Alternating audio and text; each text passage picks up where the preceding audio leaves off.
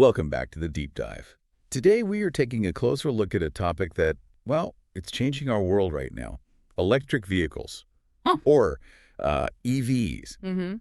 This deep dive into the research is really going to help you understand not just what they are, but why they matter so much for the future of travel and energy. But before we dive into the main topic, please take a moment to subscribe, turn on the notification bell, like this deep dive, and leave a comment to support the channel. Your engagement truly helps. It's a pleasure to be here to guide you through this material. Our sources, they really show that the electric car it's just so much more than a replacement for a gasoline vehicle. Right. It's not just a different kind of engine. Exactly. We're looking at technology that's changing three huge areas of life: how we travel, how we use and store energy, and even how our cities are designed. That's a massive scope of change. So our mission today is to cut through all that noise. We need to clearly define what an EV is, explore the main advantages that are making them so popular, and then connect this piece of tech to the bigger picture of smart living. Sounds like a plan. Let's start with the absolute basics, just so we're all on the same page. Okay, let's unpack this. When we talk about an electric car, what's the core thing that sets it apart from the combustion engine cars we all grew up with?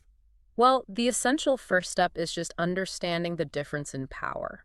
Simply put, an electric car uses stored electricity. Not gasoline. Not gasoline. So it removes the need for fuel combustion entirely. So what are the actual physical parts that make it go without all those little explosions happening inside an engine? Right. It operates using two main components, and they work together very simply, very efficiently. Okay. First, you have a large rechargeable battery pack.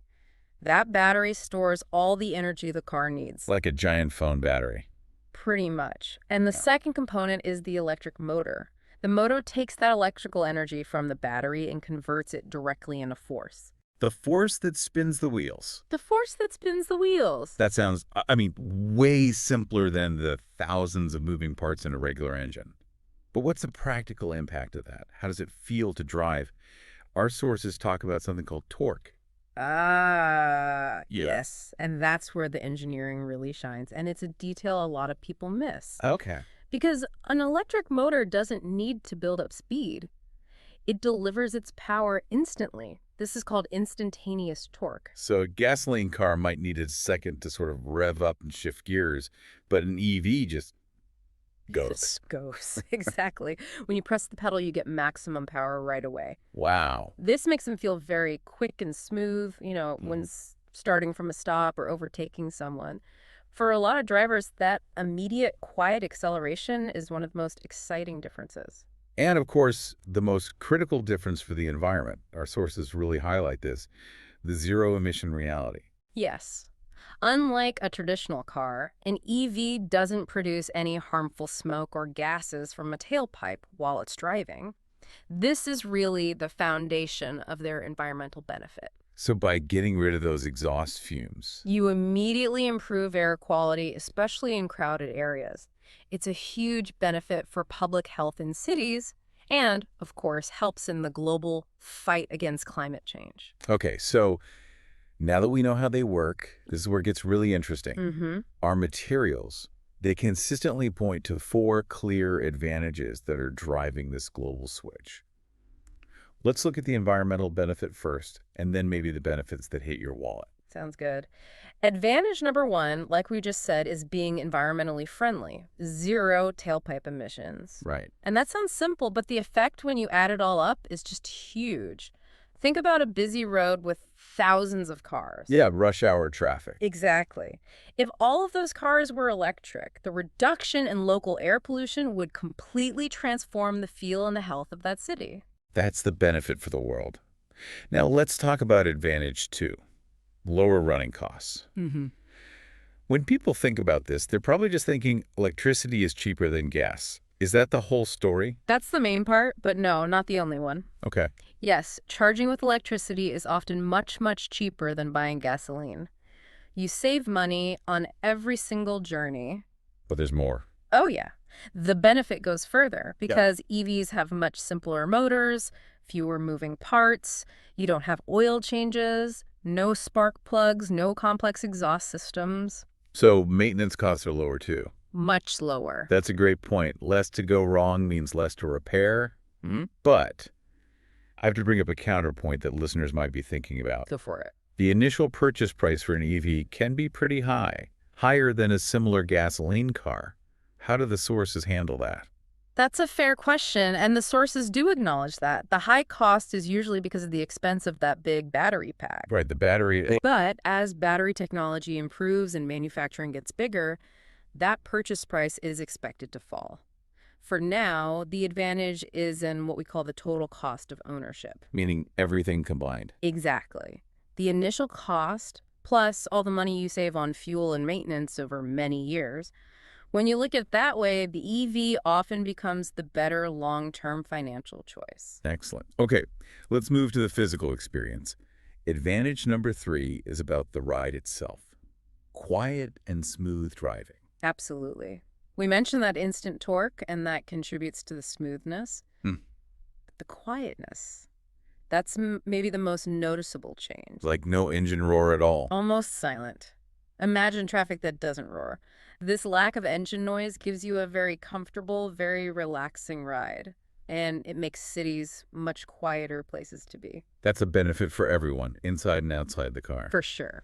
And finally, advantage number 4, technology and innovation. This is where the EV really feels like a piece of modern electronics. Like a smartphone on wheels. Kind of, yeah. They're integrated with all these sophisticated digital features. You see smart dashboards that process tons of data about driving efficiency, battery life. You also see these really advanced safety systems, right? Things like autopilot or advanced cruise control. Yes, and complex sensors that can even help with things like automated parking. And the connectivity is key. Our research points out these specialized apps. You can use your phone to find a charger or, preheat the car in the winter while it's still plugged in. That integration just makes the whole experience seamless. It really moves the car from being just a mechanical device To a smart connected device. ready to interact with the world around it. So now we get to the most discussed part of the whole EV conversation. The battery. The heart of the machine. Right. It determines the range, how far you can go on one charge. For a lot of people, this is where the anxiety starts. What's the reality for EV range today? The current reality is actually pretty strong. Most new electric cars can travel between 200 and 400 kilometers before they need a recharge. Which, for daily driving, for most people. For daily commuting and most errands, that is more than enough. But for a long road trip, you need to know you can charge it up quickly. What do our sources say about the convenience of charging?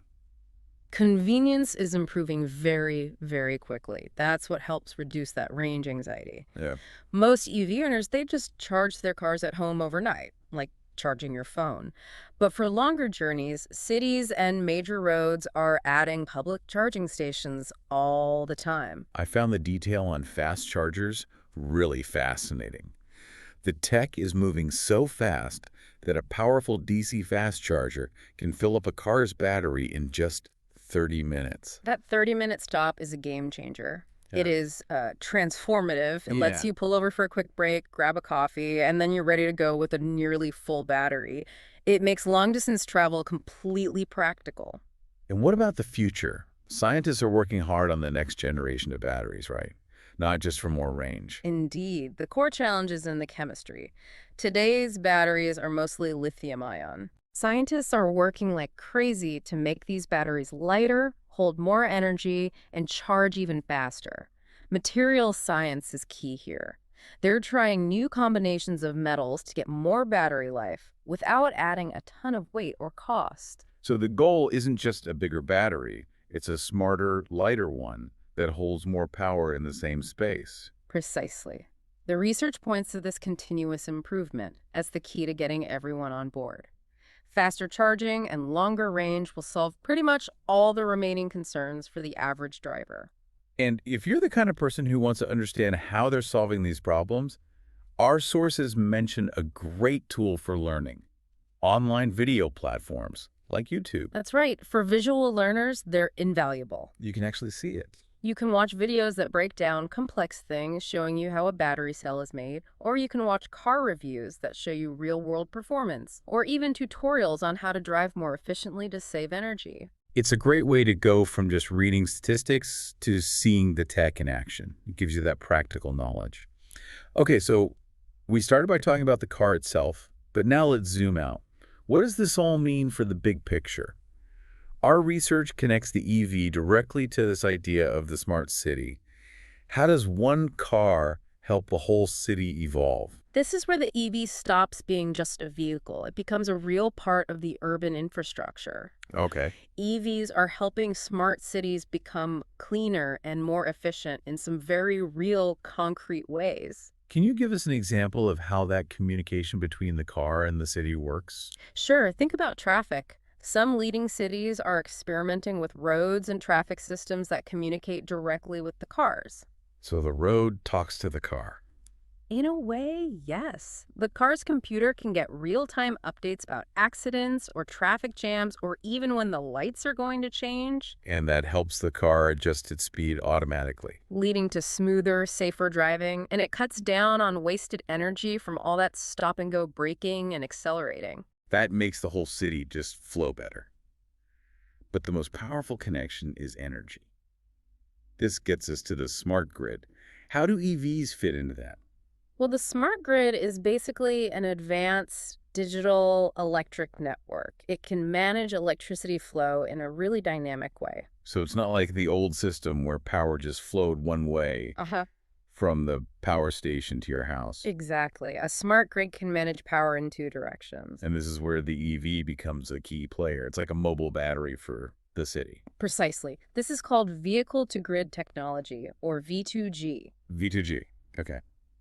In the future, when your car is parked and plugged in, it might not just take energy. It could also give energy back to the grid when demand is really high. So if it's a hot evening and everyone's air conditioning is on, the smart grid could tap into a neighborhood full of parked EVs for a little extra power. That's the idea. The EV becomes a flexible storage unit, and this is fundamental for managing renewable energy. Because solar panels and wind turbines don't work all the time.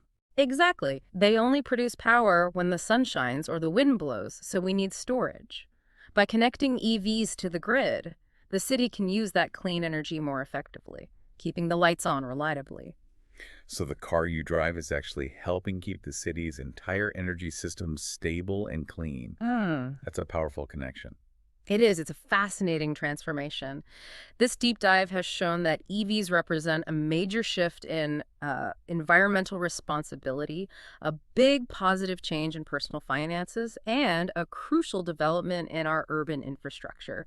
This knowledge is important for you because the way we travel and manage energy is changing faster than ever. We move from just defining an EV as a simple machine all the way to seeing it connected to huge renewable energy sources like solar and wind through V2G technology. So that raises an important question for you to think about next.